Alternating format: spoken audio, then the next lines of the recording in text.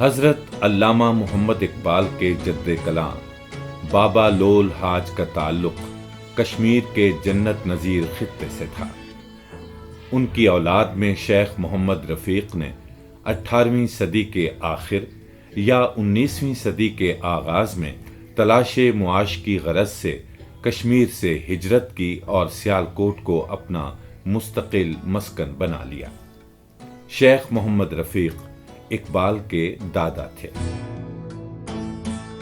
علامہ محمد اقبال کے والد گرامی کا نام شیخ نور محمد تھا، جو سیالکوٹ میں تجارت کرتے تھے، مگر طبعاً درویش مزاج اور فقیر منش انسان تھے۔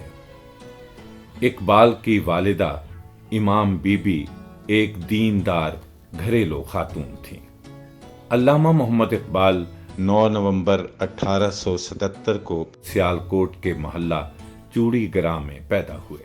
علامہ اقبال کی پیدائش کے متعلق بھی ایک خواب کا ذکر کرتے ہیں کہ ایک سفید کبوتر بلندیوں پر اڑ رہا ہے اور غوطے لگاتا ہے، نیچے گرتا ہے، اور بہت سے لوگ جھولیاں کھول کے تو اس کبوتر کو حاصل کرنے کی کوشش کر رہے ہیں، حتیٰ کہ وہ میری گود میں آن گرتا ہے۔ یہ ایک طرح سے بشارت ان کو ہوئی تھی، جس کے سبب انہوں نے اپنے بیٹے کا نام اقبال رکھا تھا۔ جس گھر میں انہوں نے جنم لیا وہ اب اقبال منزل کے نام سے معروف ہے، اور ان سے محبت کرنے والوں کے لیے اقبال منزل ایک زیارت گاہ کی حیثیت رکھتی ہے۔ علامہ اقبال کا جو گھر ہے نا، جس کو آپ اقبال منزل کہتے ہیں، اس میں ڈیلی جو ہے ہماری 250 سے 300 بندہ آتا ہے بلا ناغہ۔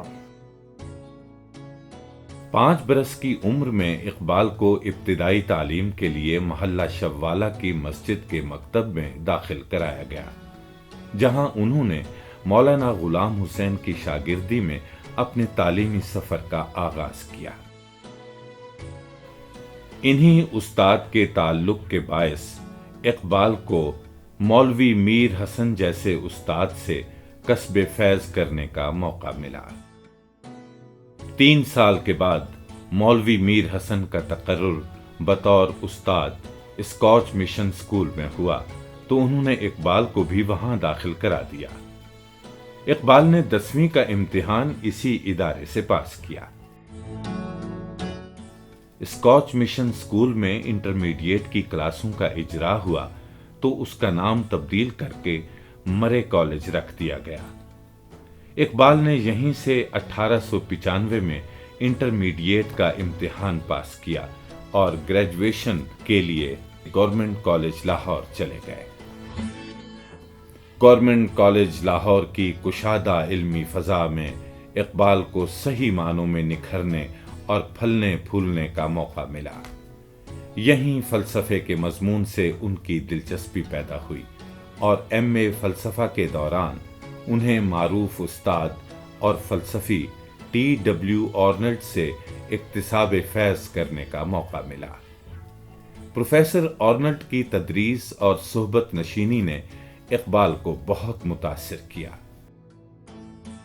حضرت علامہ نے مشرقی علوم کی روح کو جانچنے کے لیے لاہور آ کے یہاں کی لائبریریوں، یہاں کے اہل علم حضرات اور یہاں کے مقتدر جو اس وقت علمی ہستیاں تھیں ان سے رابطہ کر کے ان کے حلقہ تلامذ میں شامل ہو کے شرق و غرب کے اساتذہ کے سامنے حضرت علامہ میں ایک بہت بڑا پلس پوائنٹ یہ تھا کہ وہ انتہائی سعادت مند تھے۔ سراپا سعادت جو بنتا ہے وہ بہت کچھ سیکھتا ہے، اور اس بنیاد پہ علامہ کے فکری ارتقائی تشکیل میں سیالکوٹ سے لاہور کی آمد ایک سنگ میل ثابت ہوئی۔ پروفیسر آرنلڈ ملازمت سے سبک دوش ہو کر انگلستان چلے گئے۔ انہی کی تحریک و ترغیب اور رہنمائی اقبال کو اعلیٰ تعلیم کے حصول کے لیے انگلستان لے گئی، اور اقبال کا پنجاب کی زنجیروں کو توڑ کر یورپ پہنچنے کا خواب شرمندہ تعبیر ہوا۔ جا بسا مغرب میں آخر اے مکان تیرا مکین، آہ مشرق کی پسند آئی نہ اس کو سرزمین، کھول دے گا دشت وحشت عقدے تقدیر کو، توڑ کر پہنچوں گا میں پنجاب کی زنجیر کو۔ علامہ اقبال 1905 کو اعلیٰ تعلیم کے لیے انگلستان چلے گئے۔ کیمبرج یونیورسٹی کے ٹرینیٹی کالج میں داخلہ لیا۔ لنکنز ان سے بیرسٹری کا امتحان پاس کرنے کے بعد وہ جرمنی چلے گئے، جہاں میونخ یونیورسٹی سے ایران میں مابعد الطبیعیات کا ارتقاء کے موضوع پر پی ایچ ڈی کی ڈگری حاصل کی۔ اقبال نے یورپ کے 3 سالہ قیام میں وہاں کے ممتاز علمی حلقوں سے اکتساب فیض کیا اور اہم شخصیات سے ملاقاتیں کی۔ یورپ کی سماجی، علمی اور تہذیبی زندگی کو انہوں نے گہری نظر سے دیکھا۔ جب وہ مغرب میں گئے اور وہاں دنیا کے اعلیٰ ترین مفکرین اور فلسفیوں سے انہوں نے پڑھا اور اس ماحول کو خود جائزہ لیا، تو چونکہ ان کی بنیادیں اپنی دین کے ساتھ، ملت کے ساتھ، اپنی سرزمین کے ساتھ جڑی ہوئی تھیں، تو انہیں یہ احساس ہوا بہت غیر معمولی حد تک کہ معاملات بہت خراب ہیں اور ہم اپنے علم سے، اپنی تہذیب سے، ثقافت سے اور دین سے بیگانہ ہو چکے ہیں، اور کافی حد تک انہیں اس بازیگری کا اور ان چال بازیوں کا احساس بھی وہاں رہ کر ہو گیا جو سیاسی سطح پر کھیلی جا رہی تھیں۔ اس کے نتیجے میں پھر آگے چل کر انہوں نے ایک پوری جو تحریک چلائی اور ایک طرح سے قیام پاکستان کے ہم بانیوں میں، انہیں فکری بانیوں میں قرار دیتے ہیں، تو بہت اہم ہے ان کا قیام یورپ اور اس میں ان کی ذہن کی جو بالکل کایا کلپ ہوئی ہے۔ انگلستان میں اقبال کے شب و روز کا احوال ان کی نجی اور علمی مجالس کی بہت عمدہ تصویریں بیگم عطیہ فیضی کے نام اقبال کے خطوط میں محفوظ ہیں۔ مغرب کی پرتسنع اور مصنوعی زندگی کی حقیقت جیسے جیسے ان پر منکشف ہوتی گئی، اپنے مذہب اور اپنی اخلاقی روایات سے ان کا تعلق مستحکم ہوتا گیا۔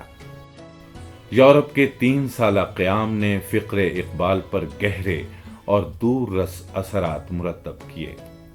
کچھ تو یورپ کے اثرات اور کچھ ابھی یہ وہی تھے کہ اسی وقت ان کے خیالات میں تبدیلی آنا شروع ہوئی۔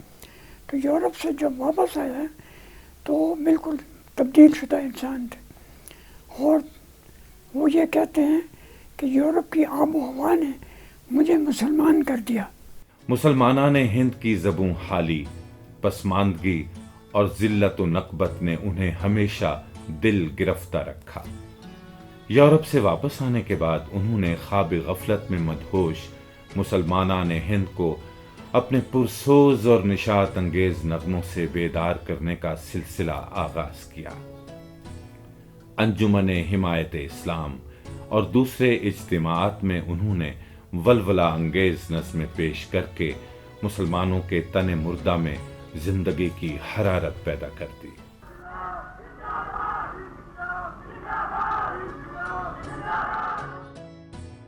علامہ اقبال نے انگریزوں کا ظالمانہ سلوک اور ہندوؤں کا مسلمانوں کے ساتھ متعصبانہ اور معاندانہ رویہ دیکھ کر مسلمانوں کے لیے ایک الگ خطے کا تصور پیش کیا۔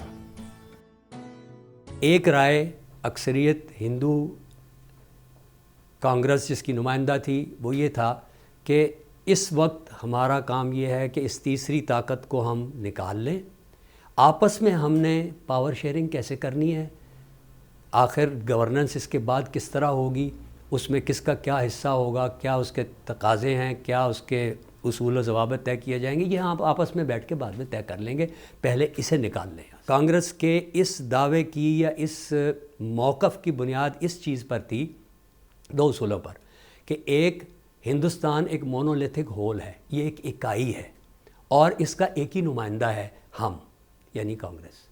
مسلم لیگ، قائد اعظم اور اقبال جو ان کو فکری رہنمائی کر رہے تھے، وہ اس کے برعکس یہ بات کہہ رہے تھے کہ نہ تو ہندوستان ایک اکائی ہے مونولیتھک ہول، نہ یہ کبھی تاریخ میں رہا ہے، اس کو تو باہر سے آنے والے حملہ آوروں نے ایک کیا، اور نہ آپ اس کے تنہا نمائندے ہیں کہ آپ اس وقت جانے والی قوت کے ساتھ اس کے ساتھ مذاکرات کر کے یہ معاملات طے کریں، اور ہمیں آپ کی حکومت کا جہاں جہاں تجربہ ہوا ہے 1935 کے بعد، ہم آپ کو اپنا وکیل بنانے کے لیے اعتماد نہیں کر سکتے.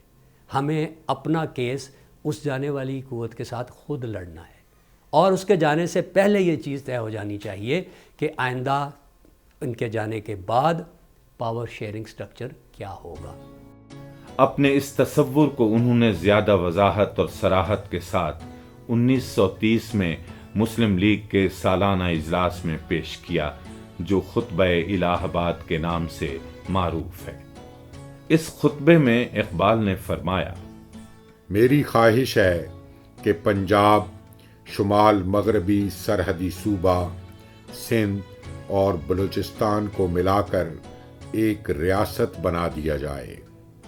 مجھے تو ایسا نظر آتا ہے کہ کم از کم ہندوستان کے شمال مغرب میں ایک مربوط ہندوستانی مسلم ریاست، خواہ یہ ریاست سلطنت برطانیہ کے اندر حکومت خود مختاری حاصل کرے یا اس کے باہر، ہندوستان کے شمال مغربی مسلمانوں کا آخر کار مقدر ہے.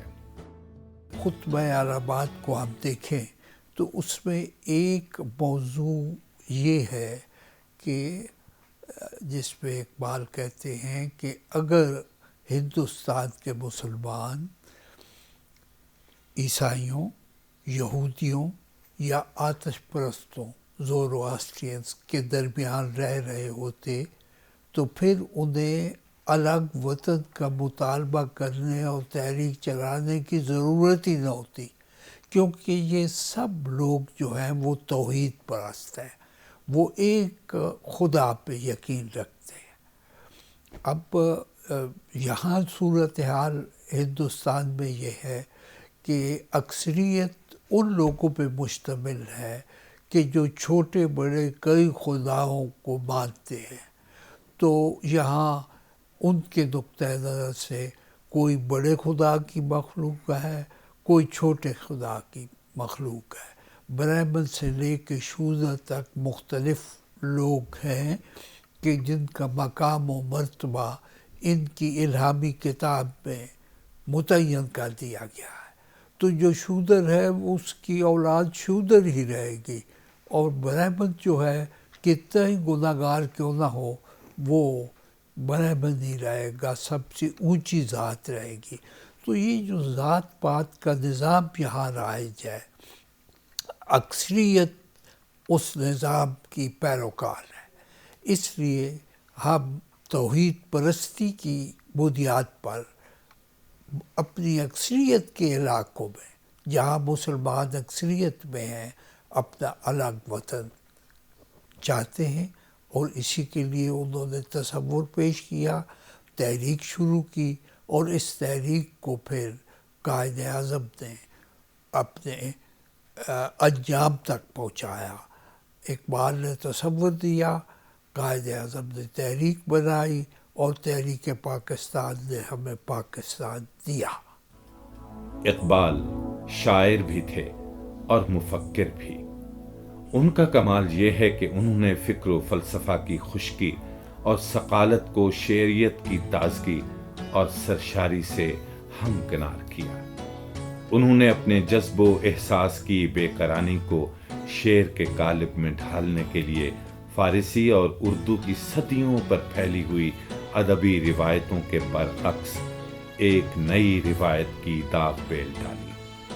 ان کے موضوعات کی ندرت و جدت نے اپنے لیے نئی لفظیات، نئے مرکبات و تراکیب اور نئے اسالیب وضع کیے. بطور شاعر انہوں نے انسان کے بنیادی سوالات اور اپنے عہد کے تازہ پیدا ہونے والے سوالات دونوں کو اپنی شاعری کا موضوع بنایا. اور بڑی شاعری، جیسے میں نے ابھی عرض کیا کہ جب تک آپ کو انسان کے بنیادی سوالوں سے روبرو نہیں کرتی وہ بڑی شاعری نہیں ہوتی. اور دنیا کے سارے بڑے شاعر جنہیں آپ صفحے اول میں شمار کرتے ہیں وہ اسی پیمانے پہ بڑے کہے جاتے ہیں کہ وہ آپ کو ان سوالات کو چھیڑتے ہیں اور اپنی شعر بزبان شعر اس کا جواب دیتے ہیں جو انسان کے بنیادی سوال ہے. اقبال نے اپنے اردو فارسی کلام کے ذریعے یہ کام جس بلند سطح پر انجام دیا ہے، یہ ان کا سب سے بڑا امتیاز ہے۔ اقبال کی شاعری اسلام اور قرآن کے سرچشمہ صافی سے سیراب و نمو یاب ہوئی۔ انہوں نے عشق کی بے قرانی اور اخلاقیات کی جلوہ سامانی کو متاع بشر قرار دیا اور ساری زندگی اسی پیغام کی ترسیل میں سرگرم سخن رہے۔ رسول ہاشمی صلی اللہ علیہ وآلہ وسلم کی محبت اور اتباع ان کی شاعری کا اساسی موضوع ہے۔ علامہ اقبال ایک شاعر کے طور پر، ایک مفکر کے طور پر اور ایک رجحان ساز نظریہ پرداز کے طور پر ان کی ساری جو بنیاد ہے نا وہ عشق رسول پر استوار ہے۔ اس کو اگر ہم ان کی فکر سے، ان کی شاعری سے، فارسی کلام سے، اردو کلام سے نکال لیں تو میرا خیال ہے کہ پھر اقبال کے قد و قامت میں غیر معمولی کمی واقع ہو جائے گی۔ اقبال کی نظر میں رسول اللہ صلی اللہ علیہ وآلہ وسلم انسان کامل سے بھی کامل ایک شخصیت ہے، جن میں اللہ نے ہم سب کے لیے قیامت تک کے لیے ایک نمونہ تقلید قائم کیا۔ مصطفیٰ برساں خیش را کہ دین ہم بمصطفیٰ برساں خیش را کہ دی ہم اگر بہو نہ رسیدی تمام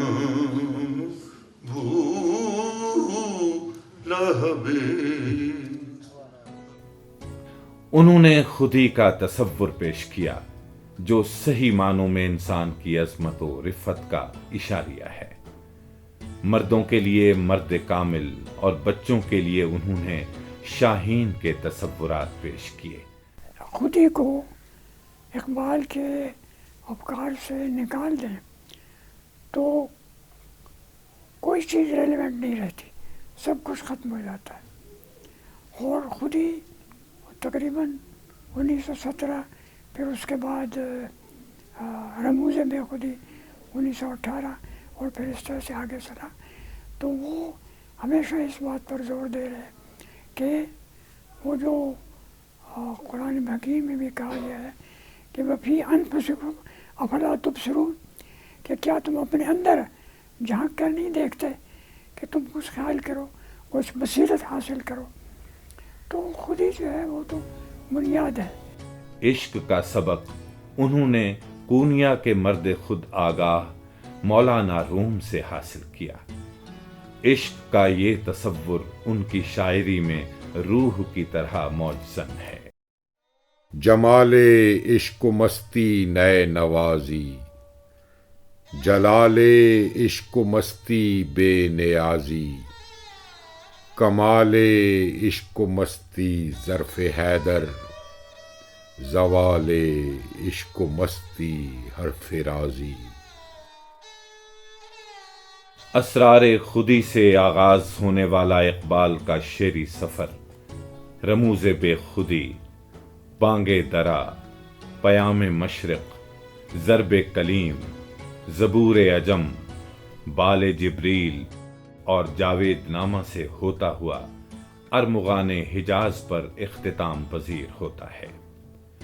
شاعری کے علاوہ ان کے خطبات، مقالات، مکاتیب اور بیانات ان کے افکار عالیہ کی ہمہ رنگی اور احساسات و جذبات کی خوش رنگ تصویروں کے عمدہ مرقع ہیں۔ پاکستان کا تصور جو اقبال نے دیا تھا وہ اسی خطے کے لیے نہیں تھا جو آج پاکستان ہے، بلکہ پوری دنیا اسلام کے لیے تھا۔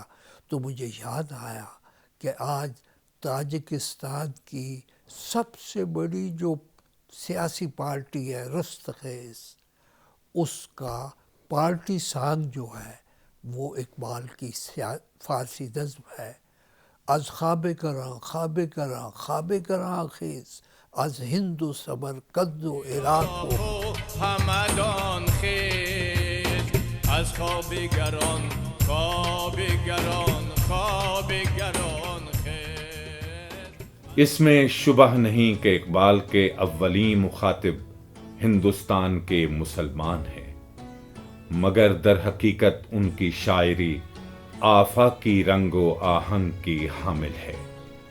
انہوں نے مشرق و مغرب کے مفکرین و فلاسفہ اور شعراء و ادباء سے کسب فیض کرتے ہوئے جو سرمایہ ادب تخلیق کیا ہے، وہ عالم انسانیت کے لیے ہدایت کا سرچشمہ اور رہنمائی کی سدا بہار دستاویز ہے۔ ان کا فلسفیانہ شاہکار reconstruction of religious thought in کی زندگی میں 2 دفعہ چھپا، دوسری مرتبہ ایک دفعہ ہندوستان سے، دوسری مرتبہ آکسفورڈ یونیورسٹی پریس لندن سے، 1930 میں تھا۔ اور اب اگر آپ 2010 کے بعد یا یوں کہہ لیجئے کہ ٹرن آف سینچری کے بعد سے اب تک دیکھیں گزشتہ 2 دہائیوں کو، تو 1930 کے بعد ریکنسٹرکشن پہلی دفعہ 2013 میں دوبارہ ایک مغربی پریس سے چھپتی ہے، اسٹینفورڈ سے۔ گویا اقبال کے فلسفیانہ افکار سے کا ایک رینیول آپ کو نظر آتا ہے، اس سے دوبارہ اشتغال، اس سے دوبارہ اس پر توجہ دینا، اور یہ کہ اس آدمی کے پاس بہت کچھ کہنے کو ہے۔ He has something to say to science, he has something to offer to religion, he has something to offer to philosophy, and he has something to offer to society. Iqbal زندگی کے آخری برسوں میں کئی بیماریوں سے نبرد آزما رہے، علاج معالجہ جاری رہا، مگر آخر کار پیغام بقا آ کے رہا۔ امت مسلمہ کا نغمہ گر اور مشرق کا عظیم و جلیل شاعر اور فلسفی، جس نے ایک مدت تک مشرق کے ادبی اور علمی افق کو اپنی ضیاء پاشی سے مستنیر کیا، بالآخر 21 اپریل 1938 کو غروب ہوا۔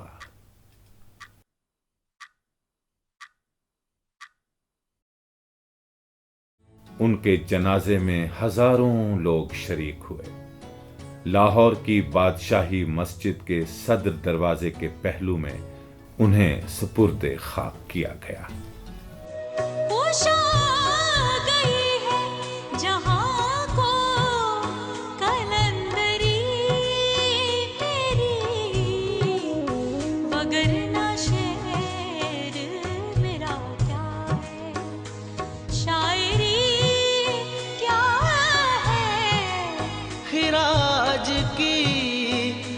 گدا ہو وہ کیسری کیا ہے، نگاہ فخر میں شان سکندری